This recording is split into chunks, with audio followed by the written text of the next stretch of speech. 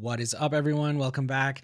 Today I'm going to be tackling this painted dresser that I found on Facebook Marketplace for only $20. I had no idea what it was until I got it home and I found the Kent Coffey Maker's Mark in the drawer, so I was super excited. There's a ton of damage. These drawers are in the wrong place and just a bad paint job, so let's get started. No need to clean this piece first since I am going to be coming in straight with a chemical stripper. I'm using Clean Strip Premium Stripper. This stuff is pretty easy to use. You just go ahead and pour it on the surface and spread it out evenly. I'm using a disposable chip brush here to help me out. So just want to make sure everything is nice and even, and in our heat that we're having right now, it is pretty warm, so it's drying a little quickly. So I'm adding a little bit extra just to help things along.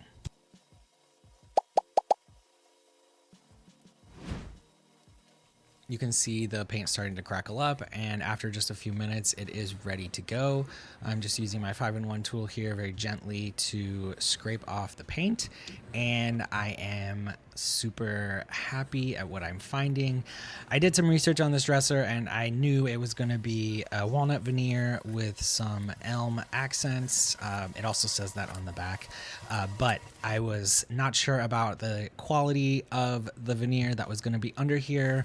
Did they apply primer? Did they sand it beforehand? And it doesn't look like either of those things have happened, but it does look like there has been two paint colors on this dresser. I'm seeing a navy blue and then the white on top, or the pinkish white, I guess. After getting the bulk of the paint off with the stripper, I like to come back in with some lacquer thinner and some very fine steel wool. This is 4-0 steel wool, so it won't scratch the surface, but it will help me to get some grit on there and get some of that paint off that's still sticking in the grain. And so I'm just gonna use this lacquer thinner across the top of the dresser and get off all of the remaining paint. And this also does deactivate the stripper itself and gets rid of any of the stripper residue as well.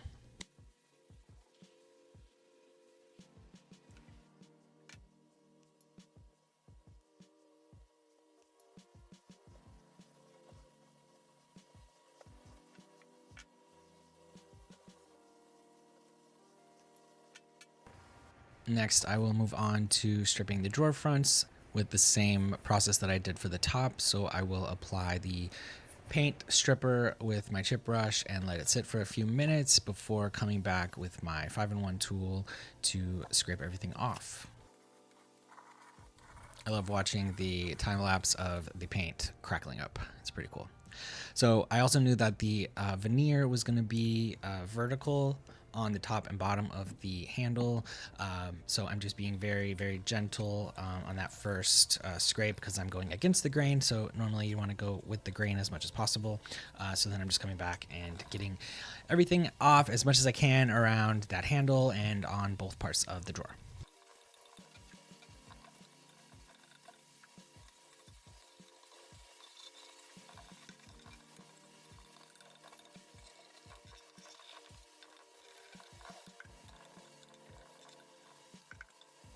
And for this part, I'm for some reason I lost my audio, so sorry about that. But I just wanted to show a quick time lapse of the rest of the drawers, getting the paint stripped off.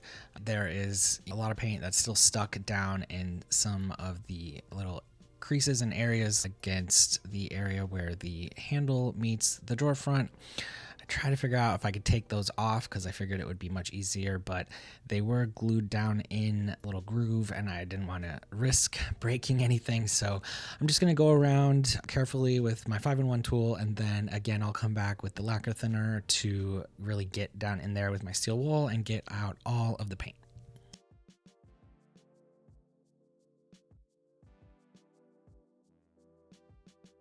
And here you can really see that blue paint that was underneath this pink paint.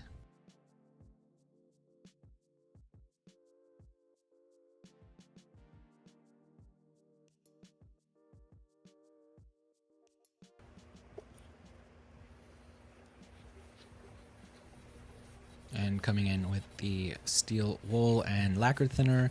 You could probably also use acetone. I just happen to always have lacquer thinner on hand, but this is going to help me get out any of that remaining paint that's down in the groove there, and also just get off the stripper residue as well.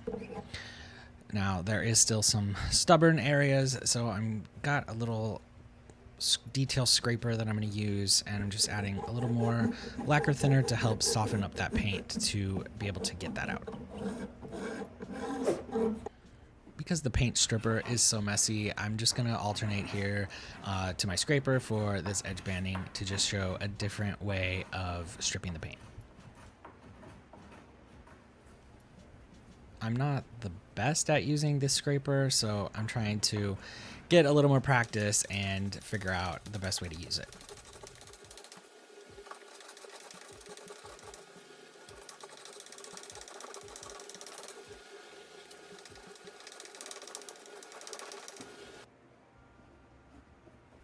And now I'm moving on to the sides, coming back with the chemical stripper here, and I'll just go ahead and use the same process that I've used for the top and the door fronts. I will scrape off the bulk of the paint using my 5-in-1 tool, and then come back with lacquer thinner or acetone with steel wool to clean everything up.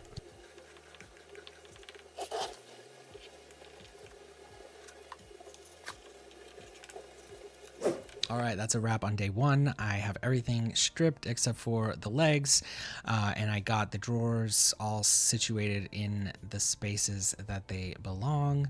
So once I got a look at the veneer, I could make sense of where they go because they form a pattern, starting with the top left drawer that has the Kent Coffey maker mark in it. All right, starting out day two, I am just going to finish stripping any of these extra details that need to be stripped, and then we can move on to sanding.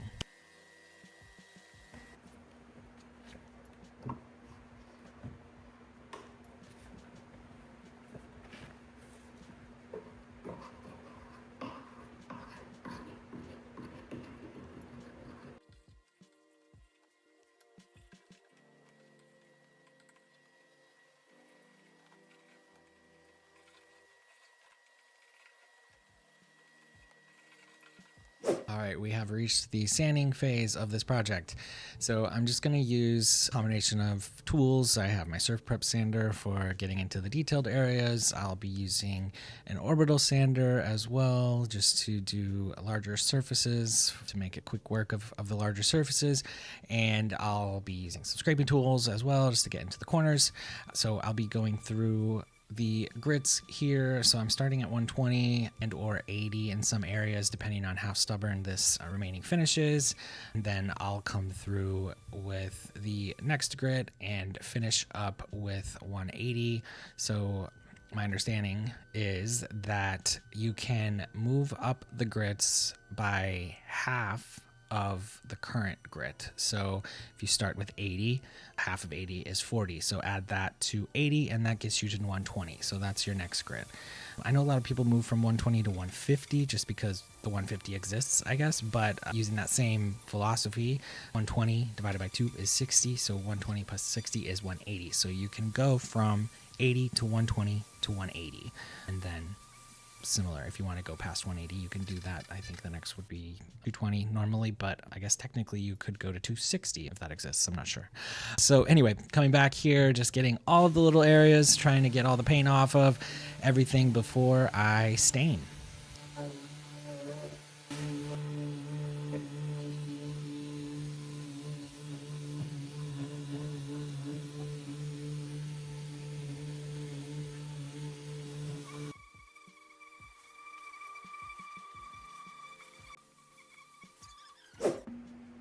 Got everything sanded down to 120. I'm just going to check everything out, see if there's any areas that need some wood filler before I do my final sanding with 180.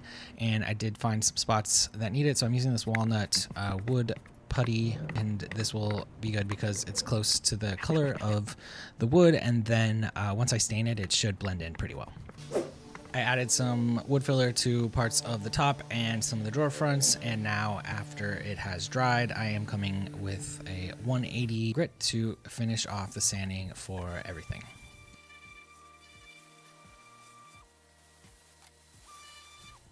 The contour pad on my Surf Prep sander is making quick work of these wooden drawer pulls so that I don't sand down the profile and keep the curved edge.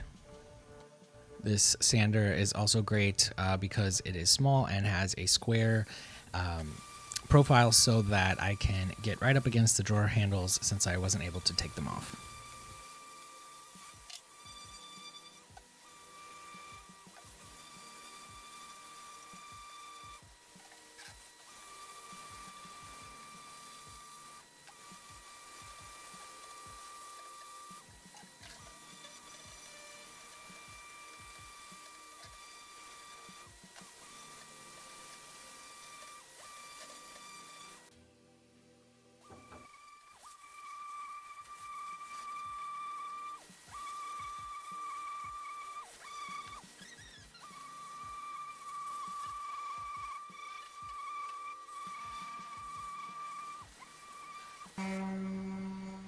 And to do the top, I am switching back to my 5-inch orbital sander.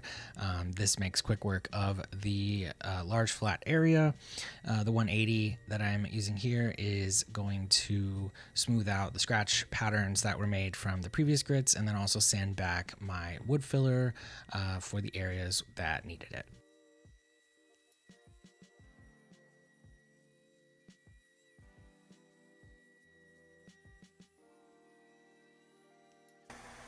After sanding, there was one deeper scratch that persisted, so I'm gonna use a steam iron and a t-shirt to help raise the grain on that scratch, and then come back with my sander to see if we can't smooth this out.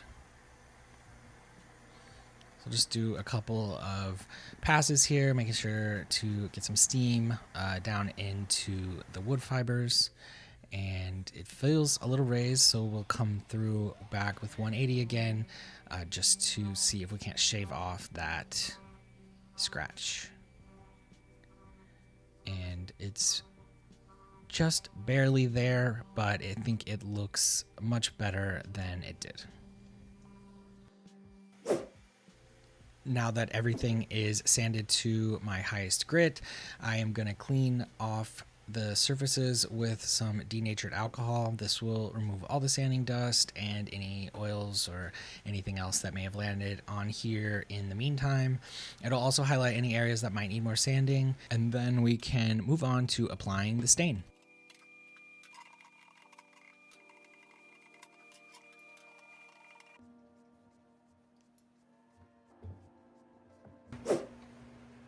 Project, I'm going to be using Dark Walnut Stain by Varathane in their quick dry formula. So this dries in 1 hour and can be top coated after that.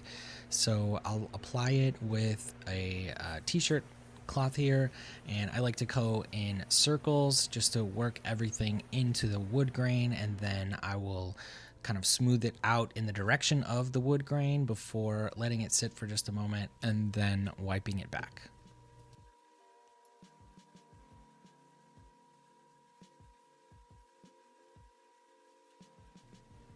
I use a separate towel to wipe everything back so I'm not adding more stain to the surface. And for this quick dry formula to work properly, you need to make sure you get all of the excess off the surface.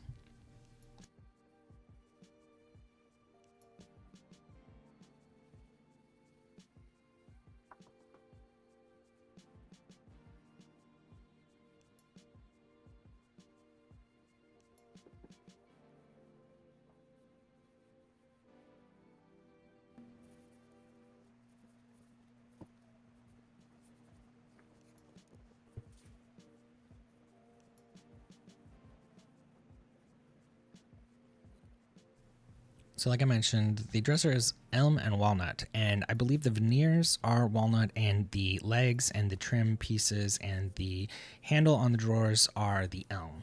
So obviously they're not going to be taking the stain the same. And I do think that the original design of this dresser was meant to have some contrast between those two wood types.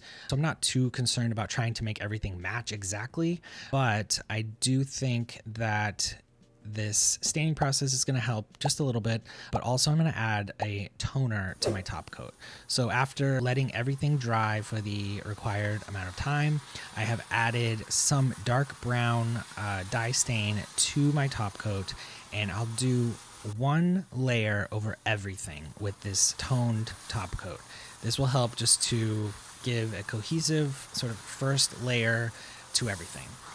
Then I will come back and just tone the elm pieces on the frame and the legs.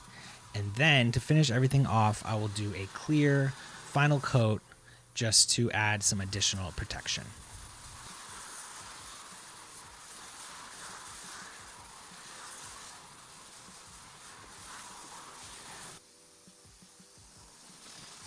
So here I am. I've taken out the drawers so that I can just tone the frame pieces and get a little more color on those to help them match a little bit closer. But again, I'm not concerned about it matching exactly because I don't think it was meant to be.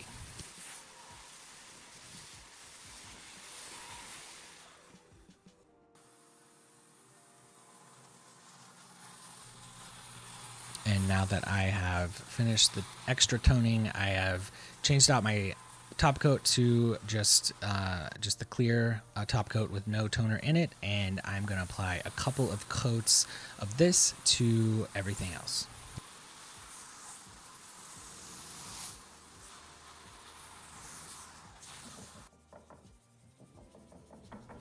Between coats of top coat, I will sand everything lightly with a high grit sanding sponge. This will just smooth everything out if there was any texture that did happen in the spraying process. And also, I don't work in a dust-free environment, so if there were any dust or debris that landed in the top coat while it was drying, then that will knock that down as well. And this will just give a nice, buttery, smooth finish to the top coat.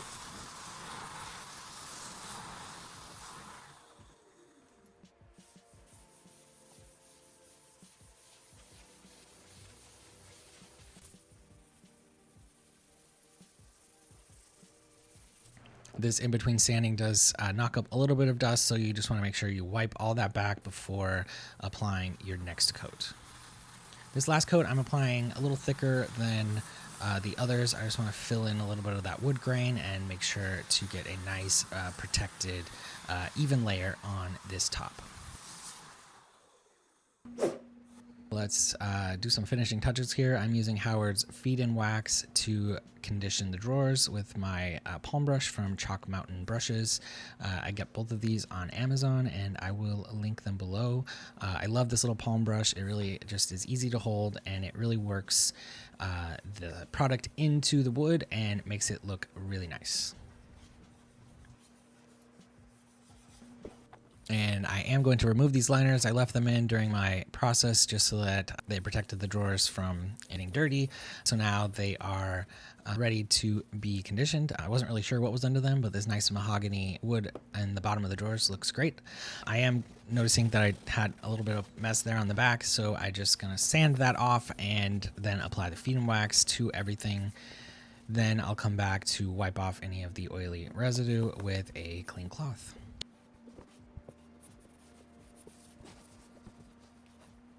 All right, let's take a look back at the beginning. This dresser had a ton of dings and scratches and was covered in 2 layers of paint. After restoring it back to its natural beauty, this is where we ended up. I think this dresser looks super handsome. I love the wood grain. I can't believe it was painted over in the first place. The walnut dark stain, I think, worked out well, and the toning process helped to make everything nice and cohesive.